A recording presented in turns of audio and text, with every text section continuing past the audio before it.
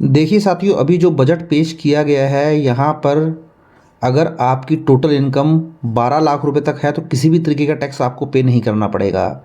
वहीं अगर आप एक सैलरीड पर्सन हैं या फिर पेंशनर हैं तो उस केस में अगर आपकी सैलरी या पेंशन 12,75,000 तक है तो फिर कोई भी टैक्स आपको पे नहीं करना है।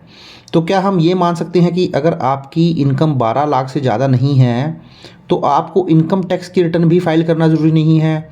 क्योंकि बहुत सारे लोगों का ये क्वेश्चन होता है जनरली कि मेरी इनकम तो 10 लाख है, जब मेरे को कोई टैक्स ही नहीं पे करना है तो आईटीआर फाइल क्यों करूँगा? तो इसको भी एक बार आप जान लीजिए कि इनकम टैक्स की रिटर्न फाइल करनी आपके लिए ज़रूरी है कि नहीं, क्योंकि 12 लाख की जो लिमिट है वो टैक्स ना पे करने की लिमिट है। तो चलिए वो लिमिट भी मैं आपको बताता हूँ और उसके पीछे लॉजिक भी मैं आपके साथ जो है वो शेयर करता हूँ। तो देखिए, ये हमारा बजट है हमारा जो आया, जो कि फाइनेंशियल ईयर 25-26 के लिए एप्लीकेबल हो जाएगा। अब देखिए यहाँ पर जो नया इनकम टैक्स स्लैब है वो इस तरीके से है कि जो अगर आपकी इनकम 4 लाख तक है तो आपको 0% टैक्स पे करना है। तो इसका मतलब 4 लाख में 0% आपका हो गया ज़ीरो टैक्स। अब यहाँ पे दो चीज़ों को लेके भी लोगों को कन्फ्यूज़न रहती है कि जब हमारा 4 लाख तक भी ज़ीरो टैक्स है और 12 लाख तक भी ज़ीरो टैक्स है तो इसका क्या मतलब है, तो वो भी मैं आपको यहाँ बताता हूँ। वहीं 4 लाख से 8 लाख तक आपको 5% टैक्स पे करना है, इसका मतलब 20,000 आपको टैक्स यहाँ पे करना पड़ेगा। 8 से 12 आपको 10% पे करना है तो यहाँ पे आपको 40,000 पे करना पड़ेगा।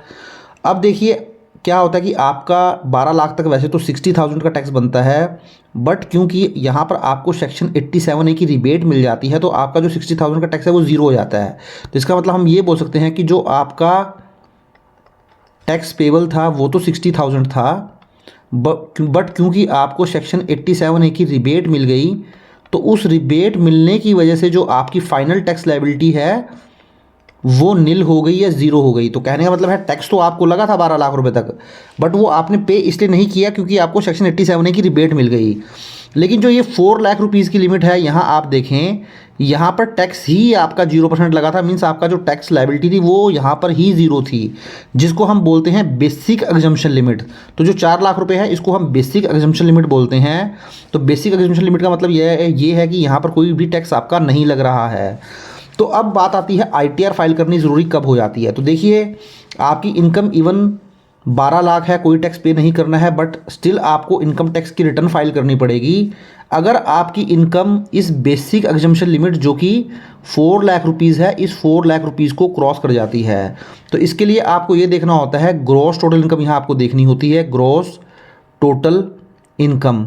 तो आप यहाँ पर ग्रॉस टोटल इनकम देखेंगे, जैसे सपोज़ आपकी कोई सैलरी की इनकम थी, प्लस इसके अलावा आपकी कोई सपोज़ करें बिज़नेस की इनकम थी वो ऐड कर लो, प्लस इसमें अदर सोर्सेज में इंटरेस्ट या डिविडेंड हो गया वो ऐड कर लेते हैं, प्लस इसके अलावा कोई रेंटल इनकम थी। ये सारी ही इनकम को जब आप जोड़ के देख लेंगे और अगर ये 4 लाख रुपीज़ क्रॉस कर जाती है तो देखिए, दूसरा ग्रॉस टोटल इनकम के अंदर एक चीज़ और आप करते हैं, किसी भी तरीके की डिडक्शन या एग्जम्पशन को आप लेस नहीं करते हैं। तो वैसे तो न्यू टैक्स रिजीम में कोई डिडक्शन या एग्जम्पशन आपको मिलती नहीं है, बट अगर मिलती भी होगी तो इस 4 लाख की जो इनकम आपको देखनी है वो ग्रॉस टोटल इनकम देख ली है। मीन्स आपको जो भी डिडक्शन मिलेगी न्यू टैक्स रिजीम में, जैसे 80 CCD 2 के अंदर एम्प्लॉयर जो कंट्रीब्यूशन करता है उसकी डिडक्शन आपको यहाँ पर मिल जाती है। अग्निवीर कॉर्पस के अंदर कंट्रीब्यूशन किया जाता है उसकी डिडक्शन मिल जाती है। तो जो भी डिडक्शन आपको यहाँ पर मिलेगी उस डिडक्शन को लेस करने से पहले आपको इनकम देखनी है और सारी ही हेड आप टोटल करके देख लेंगे। अगर ये 4 लाख रुपीज़ क्रॉस कर जाती है तो फिर आपके लिए इनकम टैक्स की रिटर्न फाइल करना ज़रूरी हो जाएगा। तो आपको ये समझ आ गया होगा कि 4 लाख जैसे ही आपकी इनकम क्रॉस करी, इवन आपको ज़ीरो टैक्स पे करना है क्योंकि आपकी इनकम 12 लाख से ज़्यादा नहीं है, बट इनकम टैक्स की रिटर्न आपको ज़रूर फाइल करनी पड़ेगी। अगर आप ऐसा नहीं करेंगे तो आपको इनकम टैक्स से नोटिस आ सकता है। तो ये तो मेरी बात होगी बजट आने के बाद जो इनकम टैक्स लैब था, बट अभी जो आपको इनकम टैक्स की रिटर्न फाइल करनी है वो 24-25 के लिए करनी है, क्योंकि 31 मार्च 2025 को ये फाइनेंशियल ईयर 24-25 खत्म हो जाएगा। उसके बाद अप्रैल 2025 से लेके 31 जुलाई 2025 के बीच में आप अपनी इनकम टैक्स की रिटर्न को फाइल करेंगे फाइनेंशियल ईयर 24-25 के लिए। तो यहाँ पर भी देखिए वही सेम कंसेप्ट यूज़ होगा। यहाँ पर जो बेसिक एग्जम्पशन लिमिट है वो 3 लाख रुपीज़ है। तो अगर आपकी इस फाइनेंशियल ईयर के अंदर ग्रॉस टोटल इनकम मैंने आपको ऊपर बता ही दिया, किसी भी तरीके की डिडक्शन या एग्जम्पशन आपको लेस उसमें से नहीं करनी है। Means without deduction of exemptions के आपको चेक करना है। और सारी ही ऐड आप ऐड कर लीजिए। उसके बाद अगर आपकी gross total income 3 lakh rupees cross कर जाती है तो इस साल भी आपको इनकम टैक्स की रिटर्न फाइल करनी ज़रूरी हो जाएगी। इवन 7 लाख रुपए तक की इनकम, अगर आप एक सैलरीड हैं तो 7,75 लाख तक की इनकम, इवन आप उसके ऊपर कोई भी टैक्स पे नहीं करते हैं। तो आपको बेसिक एग्जम्पशन लिमिट के हिसाब से चलना है ITR फाइलिंग के लिए, जो कि 3 लाख रुपए है इस फाइनेंशियल ईयर के लिए, और नेक्स्ट फाइनेंशियल ईयर के लिए है 4 लाख रुपीज़।